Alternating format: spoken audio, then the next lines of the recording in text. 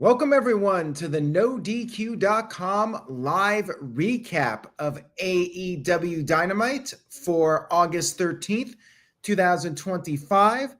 Shout out to everybody watching this, whether it's live or on demand. I appreciate your viewership and support. Let's discuss Dynamite. We are on the road to Forbidden Door, London. We opened up the show with MJF and the World Heavyweight Champion Hangman Adam Page, a little verbal confrontation before Forbidden Door. MJF said that he intends on making Page very angry, but he doesn't feel like breaking Page just yet.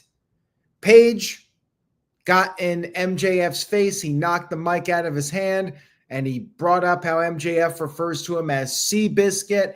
Page said that Seabiscuit wins. He called him a dumbass for not realizing that.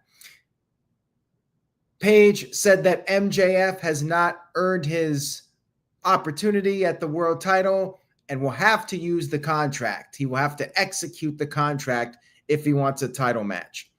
Now, MJF grabbed a new mic, of course. He called Page a fraud, a depressed, alcoholic little boy. MJF said he would rather be a devil than a false idol like Page because at least he is real. And he said he's going to crucify the cowboy at Forbidden Door. Page said that MJF doesn't have a match at Forbidden Door, but he does have the contract.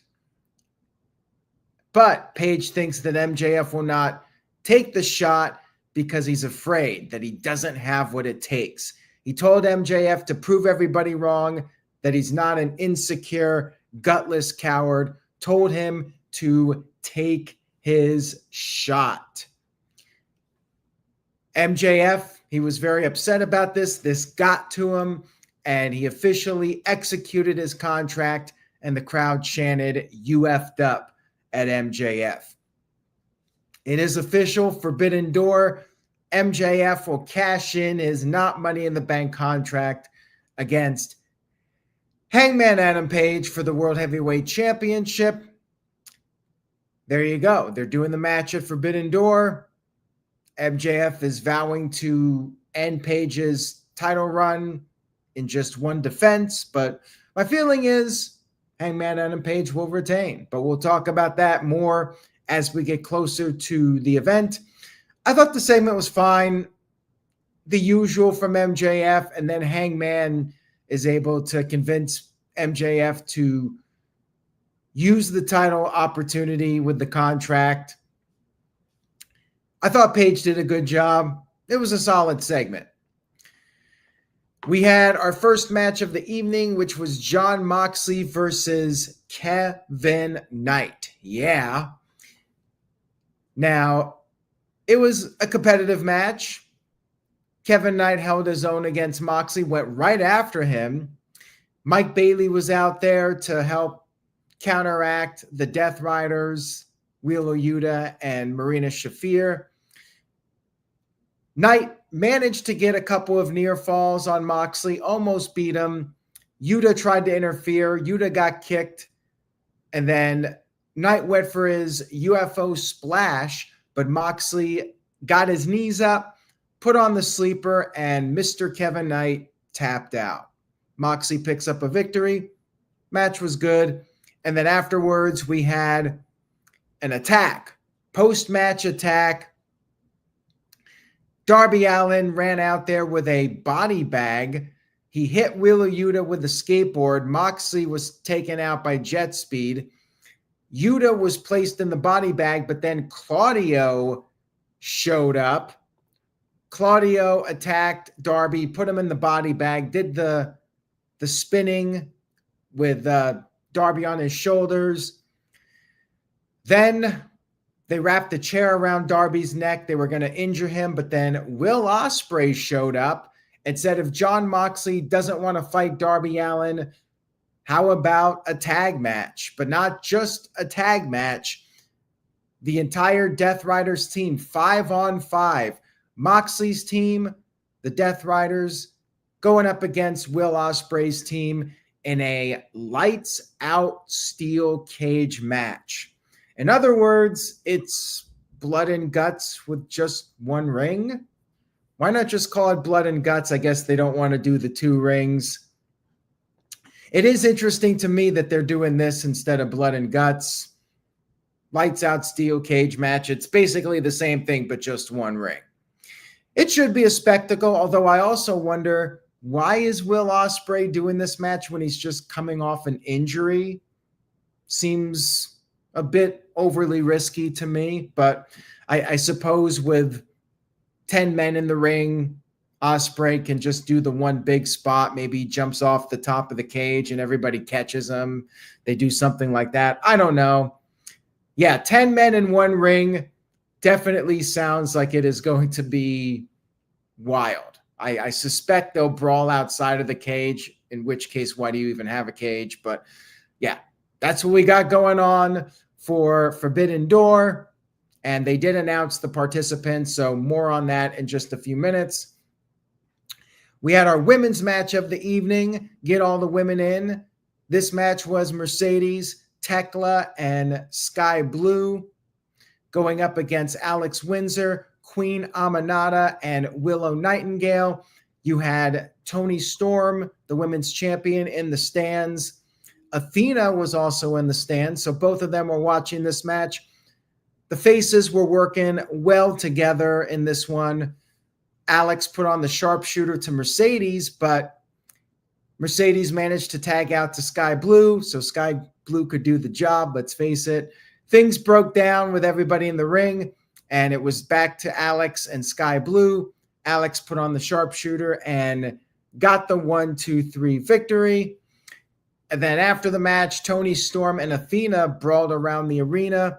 Mercedes attacked Alex Windsor, but then Toni and Alex both fought back and cleared the ring. And then Toni Storm officially issued a challenge for next week's Dynamite in Scotland. And I kid you not, 10 seconds later, it was confirmed by Tony Khan. They had the graphic up. I hate when AEW does this. I hate when WWE does it. Like, can't you just wait like 5 to 10 minutes to announce the match instead of just throwing up the graphic immediately as if this whole thing wasn't a big scripted moment? Just saying. I know it's nitpicking, but I don't know. It takes me out of it. Match was all right. It was standard, fairly standard build-up, and they're doing the tag match before Tony and Mercedes defend their respective titles at Forbidden Door. So, yeah, standard stuff here. And I agree with Matthew. Alex's theme music, very generic, but most of them have generic music. I would say Willow probably has the best music of the bunch at this point. We had Will Ospreay interviewed backstage, and he said since Forbidden Door needs more of the interpromotional flair, he made a call to his old boss, and it was confirmed that Tanahashi will be on his team with Darby Allin. As I mentioned last week, they've really watered down Forbidden Door. So, yeah, they got a couple matches where they throw in a New Japan guy or they throw in somebody from CMLL. But, yeah, it doesn't feel like a big deal compared to even 2 or 3 years ago. I mean, 3 years ago was the first one. Then I think once Ospreay and Okada ended up in AEW, it really lost its luster.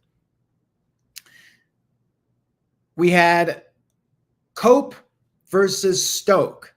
Adam Copeland versus Stokely Hathaway, whatever you want to call him. The man with no hose. He's bald. He's short. He's got no hose. And he was dragged out to the ring by security. He attempted a spear and it had no effect on Cope. Crowd chanted, "Holy shit," at this. And then he wanted to do a fist bump. Copeland just punched him.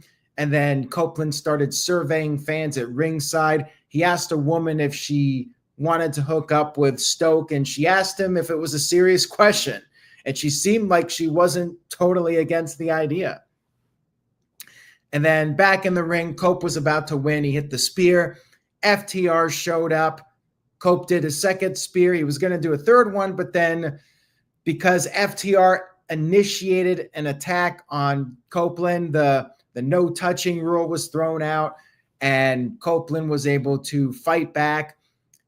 And then Stoke threw powder in his eyes, causing a disqualification.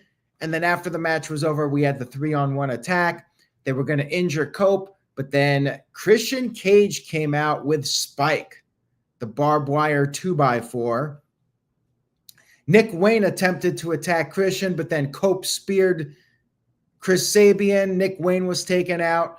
We had Edge and Christian, or Cope and Christian, in the ring. And Christian handed Spike back to Cope. And then Cope, he grabbed Christian as Christian was walking away. And Copeland hugged him. Now, Christian wasn't really sure what to make of this.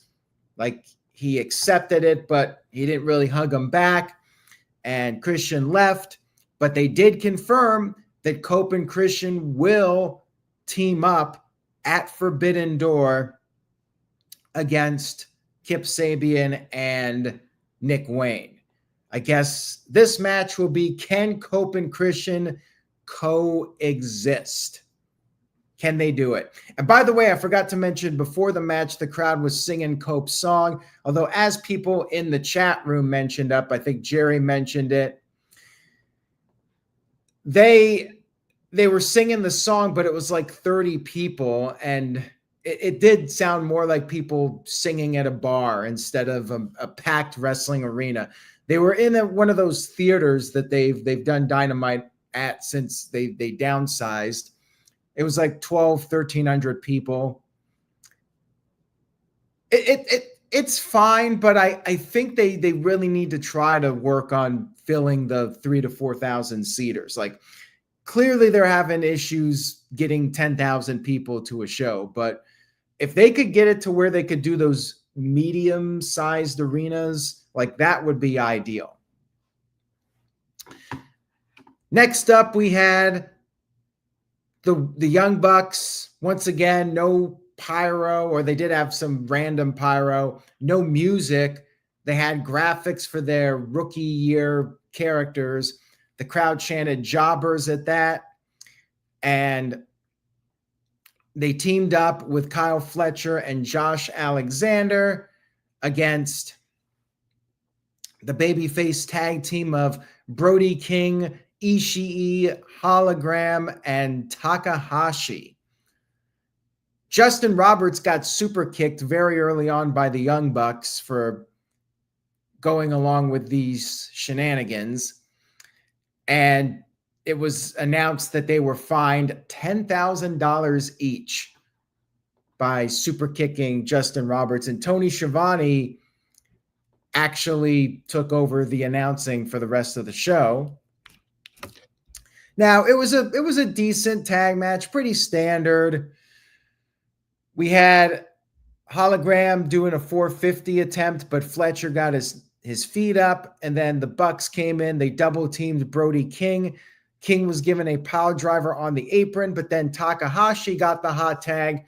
Things broke down, and then Takahashi pinned Josh Alexander to get the win. Alexander's usually the punching bag for the Don Callis family, if not. Who else is in that group? I know they have a bunch. I think Murder Hawk Monster's in there. Brian Cage was at one point. I don't know if he's in. I think he's hurt. But yeah, now Alexander is the resident guy to do the job. He's like Wheeler Yuta is for the Death Riders. This was basically a showcase for Takahashi to set him up as Kyle Fletcher's challenger for the TNT Championship at Forbidden Door. It was fine, but nothing too special. Best thing was the Young Bucks getting mocked. I enjoyed that. We had Renee Paquette out there with Swerve Strickland. Renee was having some audio issues at first, and she brought up how Swerve was not 100%, and Swerve said that even though he's hurt, he pushes through. And then Okada interrupted. They got their match coming up at Forbidden Door and said that Swerve has no chance with a bad knee. Told him to give up, called him a bitch. Swerve didn't like being called a bitch, so Swerve pushed him. Then the security came out there, separating them, let them fight, yada, yada, yada. Segment was okay. I think just getting these guys on the show, just reminding people they got a match at Forbidden Door. Then we had the Young Bucks meeting with John Moxley. The Bucks were in the extras room, and Moxley convinced them to team up at Forbidden Door. And they were officially added to that match. And Gabe Kidd is also on the team. And we got that. We got Ospreay, Ospreay, Darby Allin. We got Tanahashi on the team. And I'm forgetting who else is on the team. But yeah, we got 5-on-5 for Forbidden Door. And then we had our main event, the Ops versus LFI, which is Rush, Beast Mordos, and Dralistico. Very standard tag team match. Not much to say about it. LFI did get in a little bit of offense, but then Coquina clutched to Dralistico, and Ops picked up a fairly easy win.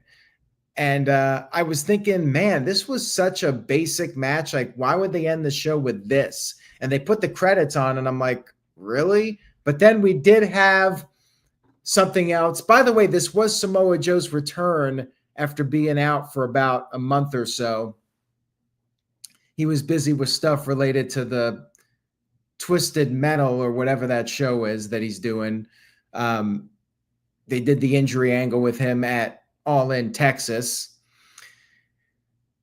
Then we had Adam Page backstage cue the end of the show angle, but it really wasn't much. MJF attacked him, threw him into a car, and said that MJF basically said that he's going to finish off Adam Page. And that was that. It was very basic. He said he's going to break Page like he promised. Overall, I think the show was fine. They did set up a lot for Forbidden Door, but it was also pretty run-of-the-mill. I did enjoy it, but nothing too memorable. I give it 5 out of 10. To me, very average. They did some build-up for the pay-per-view. We got a full card now for that. I'm glad it's in London. It'll be earlier in the day. That makes me happy. The pay-per-view itself, it's good. It does feel like a bit of a throwaway, but they are doing the cage match, which should be crazy. And MJF and Page should be really good, maybe great. I just don't think MJF's winning the title. But we'll talk about that more as we get closer to the event. Next week, they're in Scotland. That should be fun. Bigger crowd. Should be a very enthusiastic crowd. I think that'll be a fun Dynamite. All right, guys, that's all I got for this week. Thank you all so much for watching. If you enjoyed the video, please give it a thumbs up. Spread the word about the channel. Much love to you all. Stay tuned to NoDQ.com for the latest. Say yes to NoDQ, and I will see you all next time.